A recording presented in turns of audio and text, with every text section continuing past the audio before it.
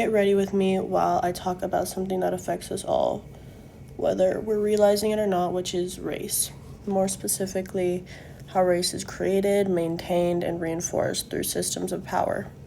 A lot of people grow up thinking that race is just a natural difference between people, but ethnic studies challenges that idea.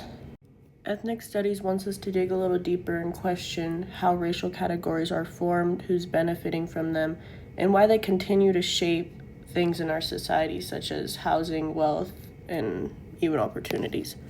So throughout this video, I'm going to explain 3 major core concepts I learned through ethnic studies, starting with the social construction of race, which was an idea written by Ian Haney Lopez.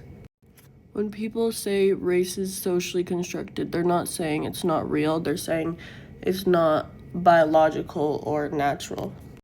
There's no genetic or scientific information provided that tells us that humans are divided and distinguished to one certain race group. Race is actually an idea that society made up and decided to give meaning to. Haney Lopez explains that racial categories change over time through political needs, economic interests, and also social power. An example would be groups that are considered white today were not actually included in whiteness in the past, like Irish immigrants or European or Italian immigrants. Their racial classification changed throughout time based on laws, labor needs, and power structures that were changed. This just goes to show that rules are shaped by people in power because they determine who gets access to resources, safety, and opportunities. So while race might be socially constructed, the impact of it is extremely real. Race affects where people live, how they're treated, and how they go about their days in the world.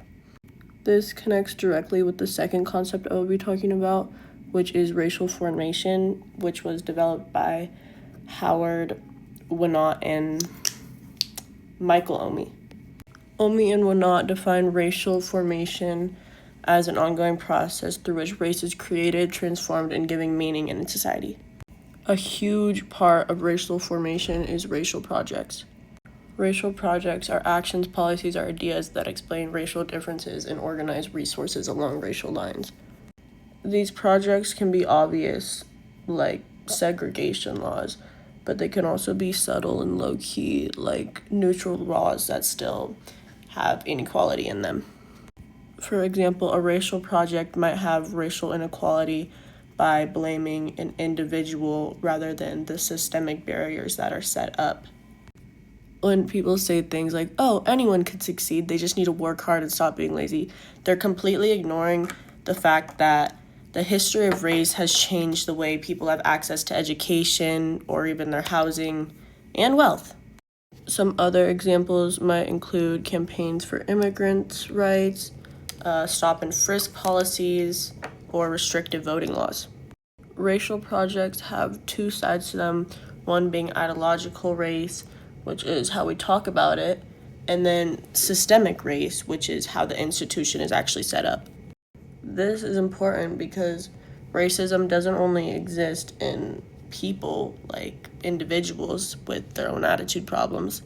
Racism exists in systems that continue to have unequal opportunities, and then they claim to be colorblind. Every concept that I learned in ethnic studies had some way of connecting and being intertwined with the other, which made it a little bit more easy and straightforward for understanding the course material.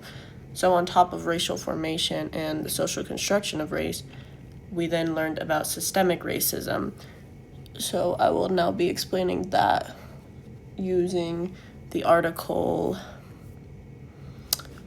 Segregation in the City of Angels, a 1939 map of housing inequality in LA by Ryan Reft. Systemic racism refers to institutions and policies that have racial inequality even without using explicit racial language. One of the biggest examples of this would be housing segregation, and this falls under the category of racialization.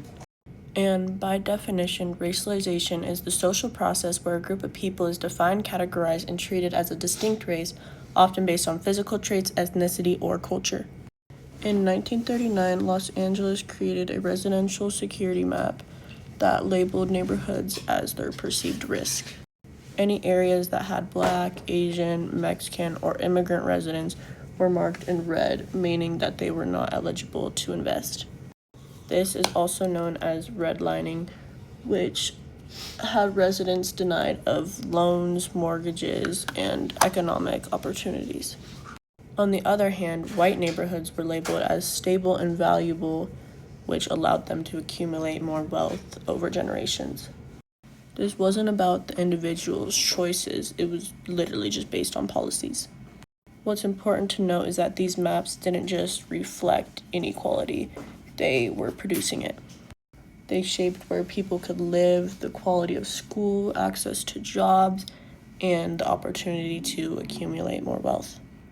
Even though redlining is no longer legal, it still had long-term lasting effects that are still visible in today's society, like racial wealth gaps and segregated neighborhoods. This is only one example of how racial projects are supported by the state and create systemic racism that lasts decades. When we put all of these concepts together, we see how they reinforce each other and connect with one another. The social construction of race explains how racial categories are invented and changed, while racial formation shows us how these categories are given meaning through laws and institutions. And systemic racism reveals how these processes last long-term for inequality, even when discrimination is no longer explicit. Ethnic studies helps us move beyond blaming individuals and examine the systems that have created this. Overall, ethnic studies helps us understand that race is a social creation. It also shows that inequality is produced through systems and history is shaped by power rather than neutrality. By understanding race, racial formation, racial projects, racial segregation through real examples like housing segregation, we can gain a better understanding of how the world works and the power that higher powers hold.